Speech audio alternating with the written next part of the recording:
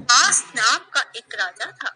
उसकी पत्नी का नाम प्रीतिका था और वही नगर में एक ब्राह्मण और ब्राह्मणी रहते थे। उनके यहाँ धन धान्य की कोई कमी नहीं थी, पर उनके कोई संतान नहीं थी। इस वजह से वे बहुत दुखी थे। एक समय एक तपस्वी उस नगरी में आया। वह तपस्वी उस ब्राह्मण के घर को छोड़कर सभी घरों से लेकर भोजन करता, पर वह रूपवती से भिक्षा नहीं लेता था।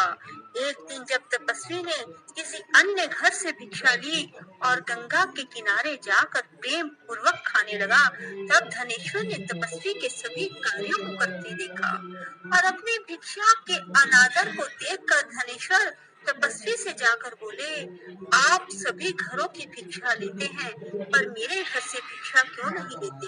तब तपस्वी ने कहा, जो निसंतान हो उसके घर की भिक्षा बड़ी पापदायिनी मानी जाती है। पतितों का अन्न खाने से मनुष्य आप भी पतित हो जाता है। क्योंकि तुम निसंतान हो, इसलिए मैं तुम्हारे घर की भिक्षा नहीं ले सकता। धनेश्वर ने तपस्वी के पैर पकड़ लिए और बोला, मुझे आप पुत्र प्राप्ति का उपाय बताइए, मेरे इस दुख को खत्म करें। आप मेरे दुख को खत्म करने में समर्थ हैं। तब उसके द्वारा प्रार्थना करने पर तपस्वी कहने लगा, तुम चंडी की आराधना करो। और आकर उसने ब्राह्मणी को सारी बात बताई और खुद चंडी की तपस्या करने के लिए वन में चला गया। उसने चंडी की उपासना की, उपवास किया और 16वें दिन उसे चंडी ने दर्शन दिया और कहा कि तुम्हारे पुत्र होगा, पर वह 16 वर्ष का हो जाएगा तो मृत्यु को प्राप्त हो जाएगा। पर यदि तुम 32 पूर्णिमा का व्रत करोगे तो वह दीर्घायु प्राप्त करेगा। जितने तुम्हारी समर्था हो उतने घी के दीपक बनाकर शिवलिंग के सामने जलाना, पर ऐसा 32 पूर्णिमा को ही करना। प्रातः काल होने पर इस स्थान पर तुम्हें एक आम का पेड़ दिखाई देगा। पेड़ पर चढ़कर एक आम तोड़ना और घर ले जाकर पत्नी को दे देना। अब वह स्वप्न से जागा और पत्नी को सारी बात बताई। स्नान करके पत्नी को खिलाना। प्रातः काल होने पर इस स्थान पर तुम्हें एक आम का पेड़ दिखाई देगा। पेड़ पर चढ़कर एक आम तोड़ना और घर ले जाकर पत्नी को सारी बात बताना और स्नान करके पत्नी को खिलाना। उसके संतान होगी। जब वह सवेरे उठा, उसने वहां एक आम के पेड़ को देखा और आम लगा देखा, पर वह आम तोड़ ना पाया क्योंकि आम बहुत ऊंचे लगा था। और गणेश जी से प्रार्थना करने लगा कि हे गणेश जी, मेरा कार्य सिद्ध करें और मैं अपना मनोरथ पूर्ण कर सकूं। गणेश जी की कृपा से धनेश्वर पेड़ पर चढ़ गया और उस फल को देखा। उसे महसूस हुआ कि ये तो वही वरदान वाला फल है और उसने तोड़ा और पेड़ से नीचे उतर आया और फिर घर जाकर उसने अपनी पत्नी को दिया। 9वें महीने उसके पुत्र पैदा हुआ और पुत्र बहुत ही सुंदर और सुशील था। उसकी माता पिता ने 32 पूर्णमासी का व्रत करना शुरू कर दिया। 16वां वर्ष लगते ही माता पिता को चिंता होने लगी कि कहीं 16 वर्ष होने पर बेटे की मृत्यु तो नहीं हो जाएगी।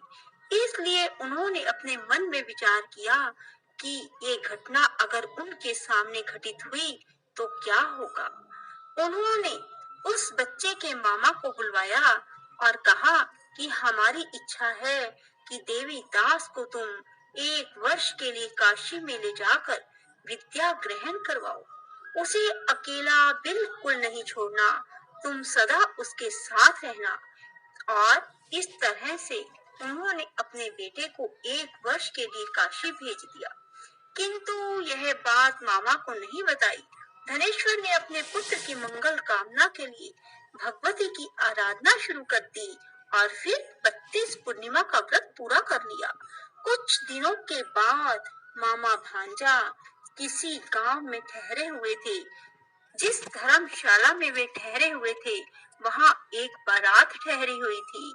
लगन के समय वर को कोई रोग हो गया। वर के पिता ने कुटुंबियों के साथ विचार विमर्श किया कि वह देवीदास को वर के रूप में ले जाते हैं और बाद में विवाह के अन्य काम अपने पुत्र के साथ करवा देंगे। वर का पिता देवीदास के पास गया और बोला, तुम थोड़ी देर के लिए अपने भांजे को हमें दे दो ताकि लगन का काम सुचारू रूप से हो सके। उसके मामा बोले, वर को जो मिले वो हमें देना, मेरा भांजा वर बन जाएगा। और वे मान गए और देवीदास को वर बनने के लिए भेज दिया। विवाह कार्य विधि पूर्वक संपन्न हो गया। पत्नी के साथ भोजन नाप किया और पत्नी ने देखा कि उसकी पति की आंखों में आंसू है। वह बोली, आप उदास क्यों हैं? लड़के ने सारी बात बताई। उस कन्या ने कहा, ऐसा कैसे हो सकता है? अग्नि के सामने मैंने आपको पति बनाया है। देवीदास ने कहा, ऐसा मत कहिए, मेरी आयु बहुत छोटी है। मेरी मृत्यु के बाद तुम्हारा क्या होगा? पत्नी बोली, जो होगा सो देखा जाएगा। दोनों ने साथ में भोजन किया और सो गए। देवीदास ने जाने से पहले अपनी पत्नी को 3 नगों से जड़ी अंगूठी दी और एक रुमाल दिया और कहा कि इसे मेरा संकेत समझकर स्थिर चित्त हो जाओ। मेरा जन्म मरण जानने के लिए एक पुष्प वाटिका लगाओ और वहां नव मल्लिका लगाओ और उसे जल से सिंचित करती रहो। जिस दिन ये सूख जाए, समझ लेना मेरे प्राणों का अंत हो गया, अर्थात मेरे प्राण निकल गए। जब ये फिर से हरे भरे हो जाएं, तो समझ लेना मैं जीवित हो गया हूँ और इसे मेरा संकेत समझना। प्रातः काल होते ही विवाह कार्य संपन्न हुए तो कन्या ने अपने पिता से कहा, यह मेरा पति नहीं है, मेरा पति वही है जिसका रात्रि में मेरे साथ विवाह हुआ था। यदि यह मेरा पति है तो मुझे बताए कि रात्रि में हमारी क्या बातें हुई थी।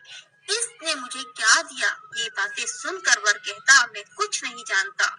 वह लज्जित होकर वहां से चला गया और बारात भी वापस लौट गई।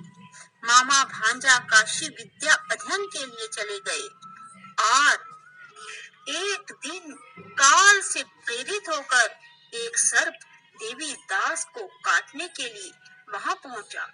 जहर की ज्वाला से सारे स्थान जहरीला हो गया। पूर्णिमा व्रत की कृपा से सांप उसे काट ना पाया। काल वहां आया, उसके शरीर से उसके प्राणों को निकालने की कोशिश करने लगा और वह मूर्छित हो गया। भगवान शिव पार्वती भी वहां आए। उसे मूर्छित दशा में देखकर माता पार्वती ने शिव जी से कहा, इसकी माता ने 32 पूर्णिमा का व्रत किया था, इसे प्राण दें। भक्त वत्सल भगवान ने उसे प्राण दान दिए। व्रत के प्रभाव से काल को भी पीछे हटना पड़ा। उसकी स्त्री उसकी प्रतीक्षा करती थी। उसने देखा कि पुष्प वाटिका में कुछ भी न रहा और साथ ही देखा कि सब हरा भरा हो गया। ऐसा देखकर मैं बहुत हर्षित हुई और अपने पिता से बोली, पिताजी, मेरे पति ठीक हैं, उन्हें ढूंढिए। उधर मामा भांजा भी 16वां वर्ष पूरा होने पर काशी से वापस चल पड़े और कन्या के घर पहुंच गए। कन्या ने अपने वर को पहचान लिया। धनेश्वर 32 पूर्णिमाओं के व्रत करने से पुत्रवान हो गया और जो भी स्त्री इस व्रत को करती हैं, वे कभी विधवा नहीं होती, सौभाग्यवती रहती है। यह व्रत पुत्र पुत्रों को देने वाला और सभी मनोकामनाओं को पूर्ण करने वाला है। भगवान शिव की कृपा से 32 व्रत करने वालों की हर इच्छा पूरी हो जाती है। बोलो शिव शंकर भोलेनाथ।